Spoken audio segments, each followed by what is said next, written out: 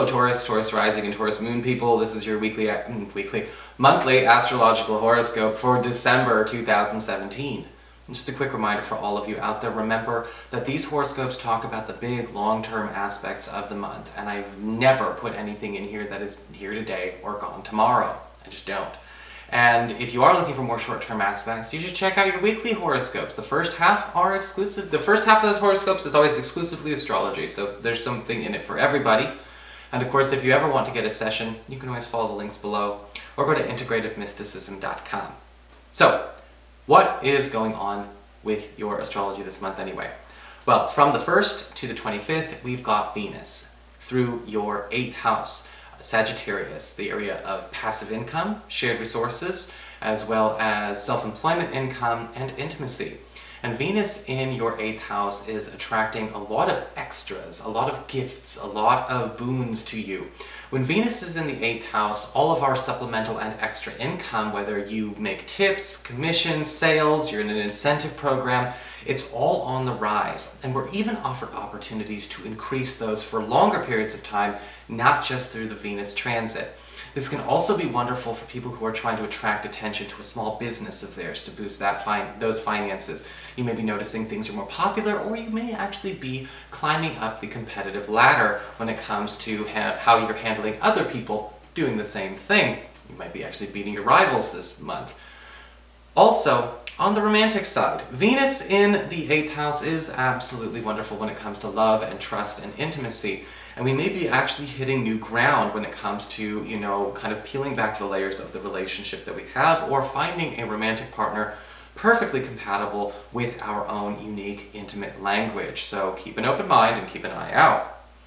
On the 3rd, from the 3rd to the 22nd, we've got Mercury retrograde in this area of your chart. And it's going to be there, again, in that 8th house. Now, Mercury retrograde in the 8th house is kind of interesting, because it's actually one of the areas where Mercury retrograde is actually doing a good job. It's actually doing things that please us. It's actually doing things that make us happy. Because Mercury retrograde in the 8th house is all about collecting. Okay, collecting things that are owed to us. Going back, reviewing and renewing, and collecting money, collecting resources that maybe we've loaned out, things that we're entitled to, things that are meant to come back to us. And you may be finding out that you're actually receiving a lot of that, and a lot of compensation. Sometimes we get compensation for things that we don't even ask for with Mercury retrograde in the 8th house. However, it's important to pay attention to the fact that Mercury retrograde in the 8th house is also about settling debts and getting things under control. So you may end up in a situation where you have to pay the piper every once in a while, even though it may have been quite a while since you've seen said piper. Either way though, more good than bad. On the 3rd, we have a full moon in Gemini in your 2nd house of earned income and employment. And this is going to be a 2-week lunation influence, okay? 2-week influence, which is basically between the 3rd and the 17th, 3rd and the 17th. And a lot of you Taurus people may be finding a new job to go for. Some of you may actually decide it's time to put in your notice, put in your 2 weeks, put in your 30-day notice. If you've been hunting for a new place to work, or you've been trying to get away from the place that you are, or you've just been simply having a hard time finding something new to do, this energy is going to kind of give you the roadmap, give you the light at the end of the tunnel, and you may even close the deal. That being said, if you have an engagement that you're committed to when it comes to this, again, this is the month where you may tender your resignation. On the 9th, we do have Mars, planet of action, energy, and conviction, moving into Scorpio, into your 7th house of partnerships. That's your closest one-on-one relationships, your boyfriend, girlfriend, BFF, business partner, husband, wife, all the people you spend your closest one-on-one time with.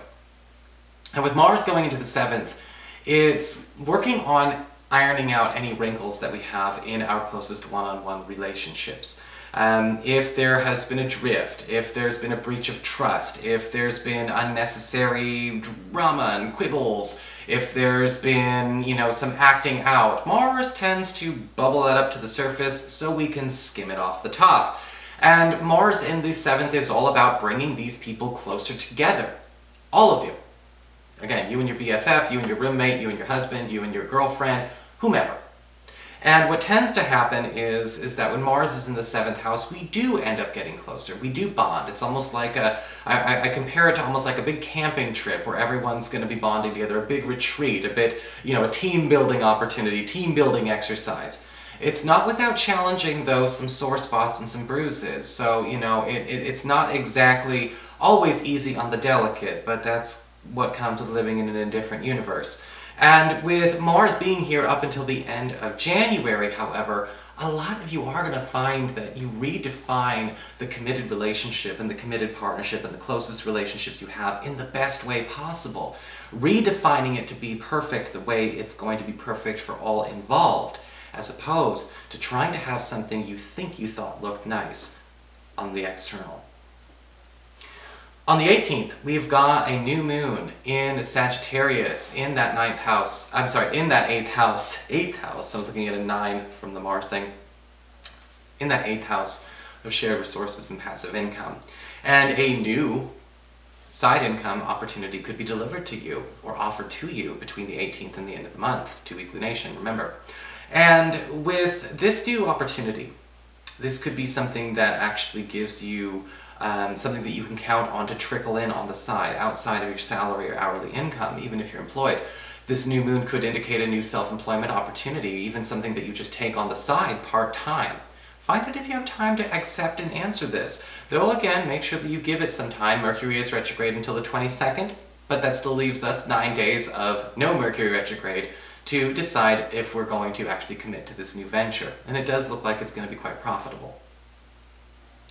On the 19th, we've got Saturn moving into Capricorn, your 9th house of higher education, government legal proceedings, travel, culture, mental expansion, spiritual life. And Saturn moving into Capricorn is going to be here for the next 2.5 years. Now, Saturn in Capricorn, the energy is different. The energy moves more freely and more smoothly. It's not the negative energy that people have turned into a scapegoat. I don't even think it should be a scapegoat any other day, but this is not that energy. Saturn in the 9th house is all about focusing on discipline and taking things more seriously, maybe where we haven't.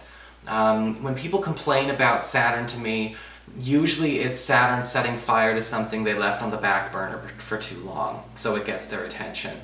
And with Saturn in the 9th house, usually what we tend to see is a focus on where, we need to be taking possibly a spiritual path, an academic path, more seriously. Is it getting the love, the discipline, and the dedication it deserves, or is it being treated like a pastime and a hobby or an as-needed ritual? These things will not do with Saturn, okay? We're going to go from, being the hobbyist in order to being the master. That's what Saturn wants to see you evolve to be. When it comes to government and legal proceedings, sometimes Saturn can indicate a change over the next 2.5 years to, if you're involved in a long-term case or something like that, where neither side, you nor your opposition, if it's that kind of case, makes the final say or gets their way, and there may actually be a third-party intervention, in this case possibly the power that be, that does actually decide to be a great equalizer. And you may find that, there is peace restored, even though it may not necessarily be what we wanted or we thought we wanted in the first place. It's actually a little bit easier to deal with. Saturn in this area can also talk about a shift for a lot of you when it comes to your education. Some of you may be going back to school to change your career, to change your education, to change your direction. Maybe you don't want to be an architect anymore, you want to be a biologist. Maybe you don't want to be a biologist anymore, you want to go and be an engineer. This is the type of energy where people make those serious decisions, but also at the same time, it's going to be a serious commitment with a strong reward. On the 19th as well, we have the Sun moving into this area, which, lightens it a little bit.